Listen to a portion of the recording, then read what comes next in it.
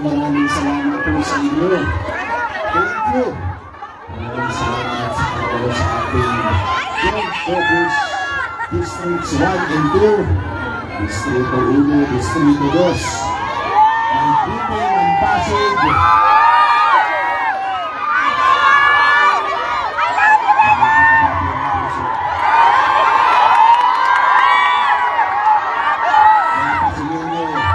Handa na ba kayo?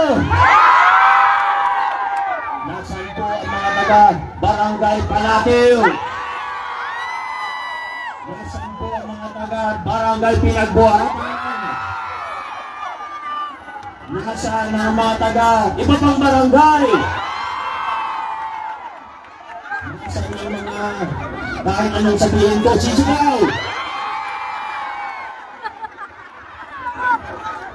Grabe talaga ang mga pasunin nyo.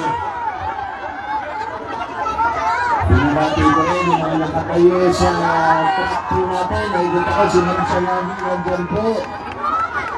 Eka, huwag kayong natalong ha. Kung masira yung track, sige po ako na may-ari.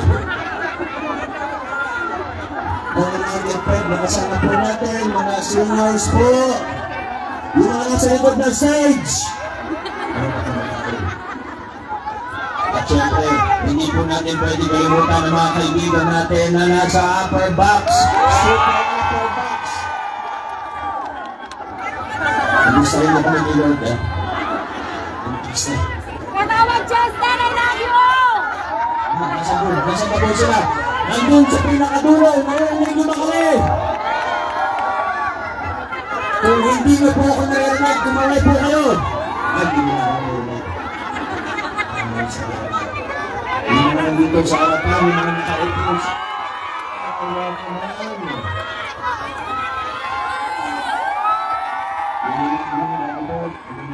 sa inyo. Kung mga nakakaw pa pala dito, para paano po ako dyan?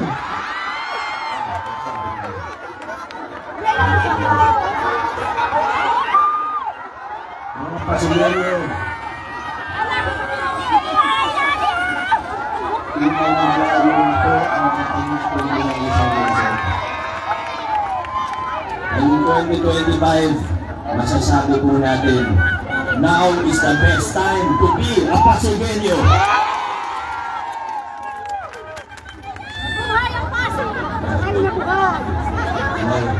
Isa po kayo.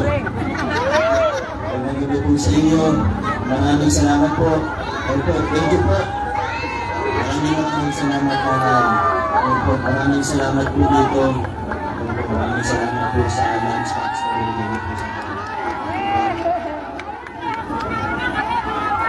Ngayon po,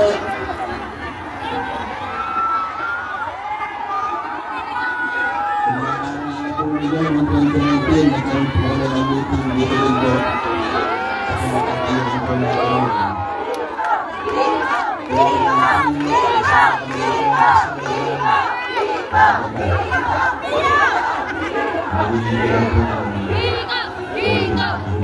Okay na tayo ng kanan po. Kasi naging tayo ng ating kabili po po. Kasi naman po yung mga ingat. Mga kababayan!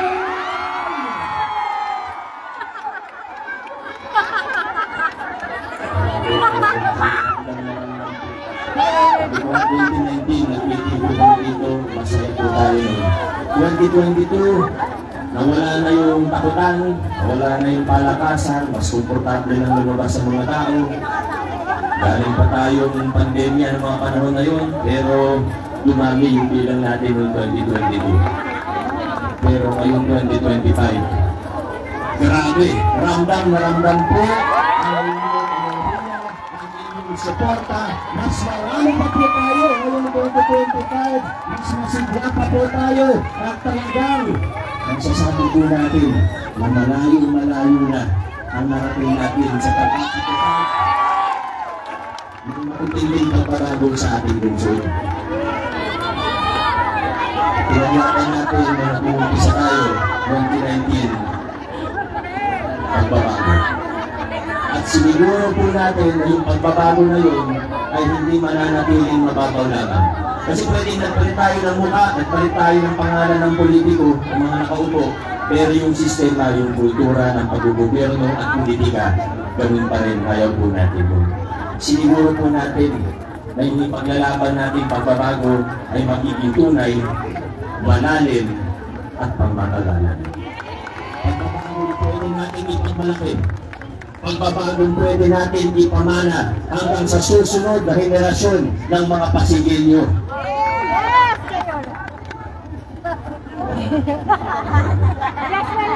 Grabe po.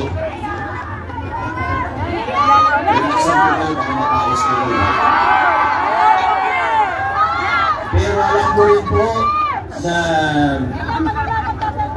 pag malapit na ang eleksyon, mag-campaign period, ngayong araw po na ito, Day 13. Day 13 pa lang po ng official local campaign period.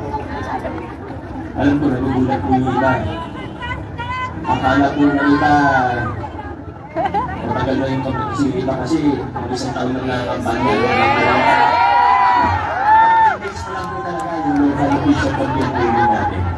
Alam mo, nanawa na po tayo bilang mga Pasigilyo, bilang mga Pilipino, na tuwing malapit na ang eleksyon, tuwing campaign period, paulit-ulit, ang daming pangako na binibitawan ng mga politiko, ng mga nangyayari. Tama po ba? Nanawa na po tayo sa purong pangako. Ano ba nangyayari sa pangako?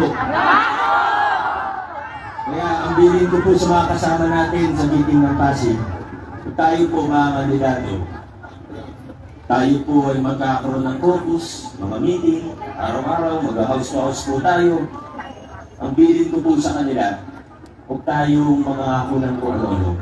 Kasi madali lang po para sa isang politiko na ipangako sa inyo ang langit at lupa. Sabihin, lahat ipapagaw, lahat gagawin. Ang daling magsabi na, bibigyan kayo lahat ng isang mundo. Madaling magsabi, laway na ang puhunan, magaling po mangako ng langit at lupa. Pero mas pinipili po natin na hindi gawin yun. Tinitingnan lang natin, ano yung tayo gawin? Ano ba yung pwedeng gawin? Ano ba yung tamang gawin? Ano ba yung magandang gawin? Ano ba yung kailangan natin? At dyan po tayo nakabutos. Ayaw na natin na marami pang pangako. Gawin na lang natin.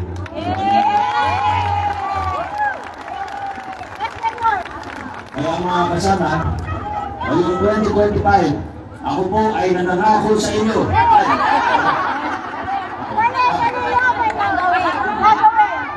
Nanangako po na hindi pa rin po kami mangangako. Makikita niyo naman po sa aming track record. Unahin na po natin yung mga accomplishment ng mga konsyan. May mga narinig po tayo kanina, pero sa totoo lang, short version lang po yun. Hindi naman po nila ito kwento lahat kayo. Kasi talagang aabutin tayo ng nagpas sa ating gabi po. Ang madaling araw po tayo. Gusto ba na madaling araw tayo?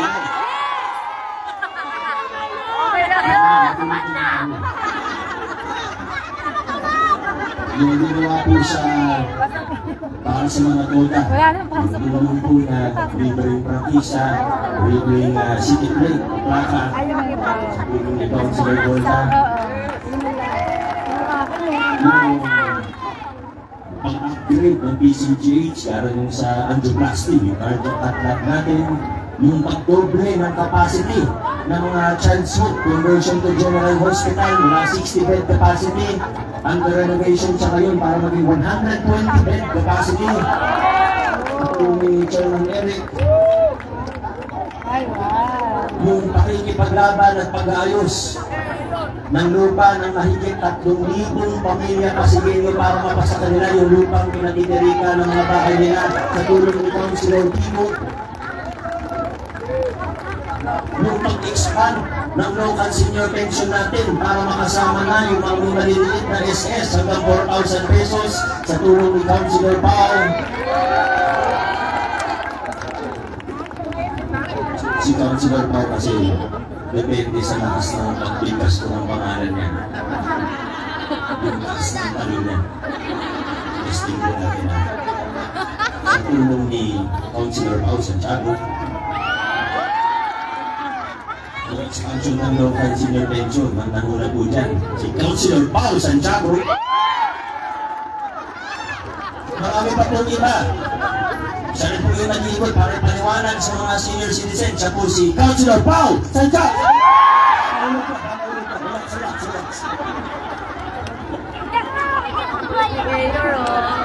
Sana po natin na kahit hindi nanalo noong 2022, nagtrabaho pa rin yung CSO Academy.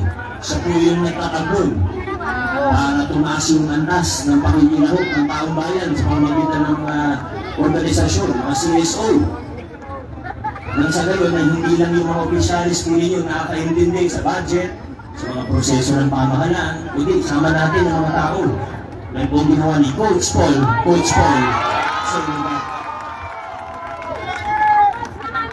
yung pag-ban ng Pogo, yung pag-expand ng tapat, microfinancing natin, yung Pogo na yan, tayong una sa buong Pilipinas na nagban yan.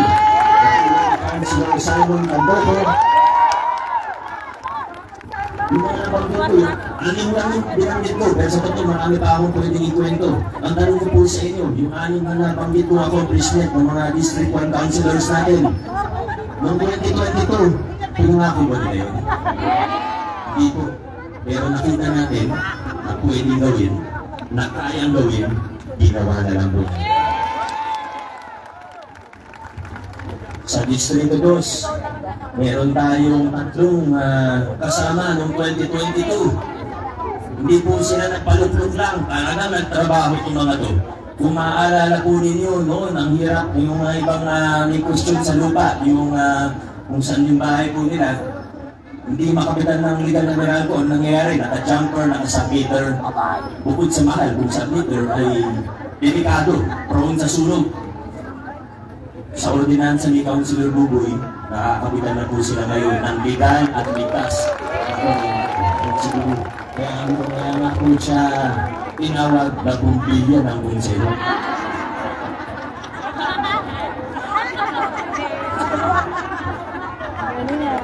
Sa solo parents po natin, isa tayo sa una sa buong Pilipinas na nagpatupad ng allowance sa solo parents galing sa pondo ng LGU po yan. At tumulong sa atin para may patupad po yan si Councilor Angelo.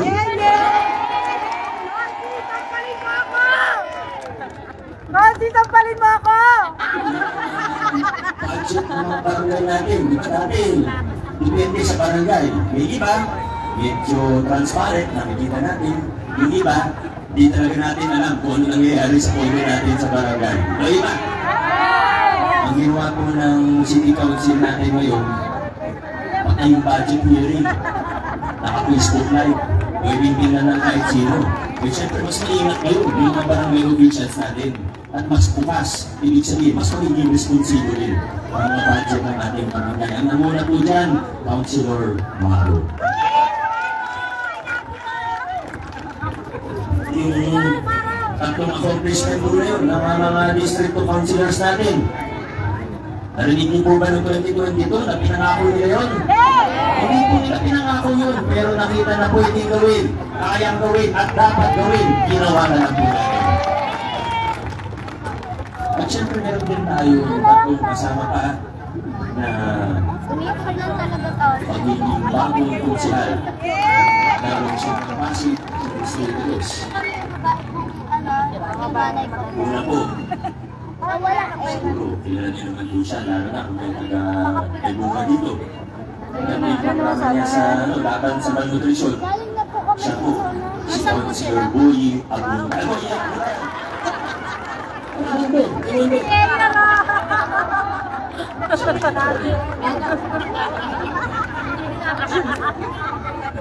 Siyempre, nandyan din po ang ating kaibigan na Hindi gusto kumabang senior citizen doon. Anong aking insinso? Anong aking o sino? Si Kunsel Warren, inusinso pag nagsasalita, lagi na katulad. Ayaw dito. Saan yung mga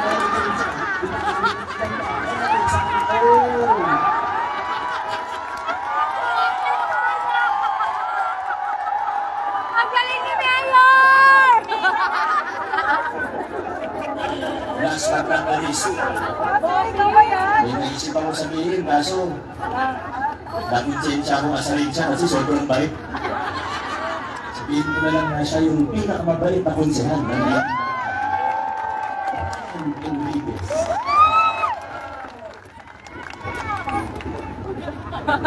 At syempre, kung mayroong city council, kung mayroong sanggunian panlunsod, kung mayroong tagapangasiwa o presiding officer ng sanggunian panlunsod, ay, ano ba sabi ko? Tama?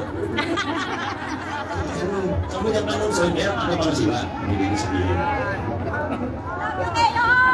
Kailangan mahusay sa yung nagugumpas doon sa city council. At ang laki po ng pasasalamat ko sa inyo dahil noong 2022, binigyan niyo ako ng mas maayos, mas matitibay na mga kasama. Matibay sa mayor. Siguro masasabi natin, sinubukan natin siya, binigay sa ng 2022 pero sa mga 3 taon, napakunayan niya ang kanyang sarili. Napakunayan niya na masipag siya, hindi umaabsent, hanggang nagtatrabaho. Pinatunayan niya rin po na siya ay matalino, nag-iisip ng solusyon sa mga problema natin. Yung pag-asa scholarship program, siya nag-isip nun. Pero higit sa lahat, napatunayan po ni Vice Mayor Dodong Jaworski na meron siyang integridad at meron siyang prinsipyo. Vice Mayor Dodong Jaworski po, Congressman, alam ko po na kahit hindi ko na banggitin.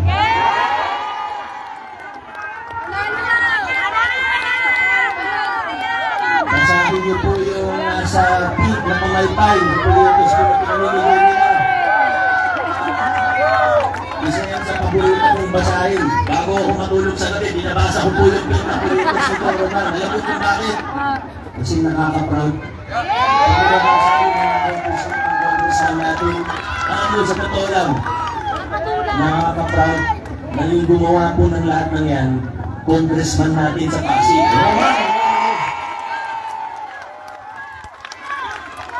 Mula po yung PNP, marami tayong nagawa, marami tayong napagtagumpayan. Pero ang totoo, siyempre may pandemya po kung 2020. Pero ang totoo, mula 2022, nung binigyan niyo kung mas natibay na kasama, mas mabutas din, mas bilis din, mas mayos din ang aking pamahalaan. Hindi po ito kaya kahit anong gawin natin, kahit sabihin mo masipag na galing, hindi kaya ng mga mag-isa. Kailangan buong hindi pwede. Sasakay ka ng bus, jeep, yung driver gustong dumiretso. Pero yung mga katabi na, yung pasahero, gusto mong bumaliw at kanan. Disgrasya po yun, huwag po ganun. Kailangan dire-diretso tayo. Marami na sa panahon ngayon na may mga tao na gusto tayong umatras. Bakit po kaya? Siguro mas nakikinabang sila dun sa mga lumang kalakaran. Yung mga kalakad doon ng pogo, yung mga humihingi ng porsyento sa mga kontrata ng city government. Yung mga nakaupo nun, hindi man sila nakaupo, sila yung kontratista parate ng LGU. Kontratista tayo sa mga lumang kalakaran. Nalagpasan na natin yan bilang isang lungsod. Nandito na po tayo ngayon, ginatagulog na natin ang mga prinsipyo ng mabuting pag-gobyerno.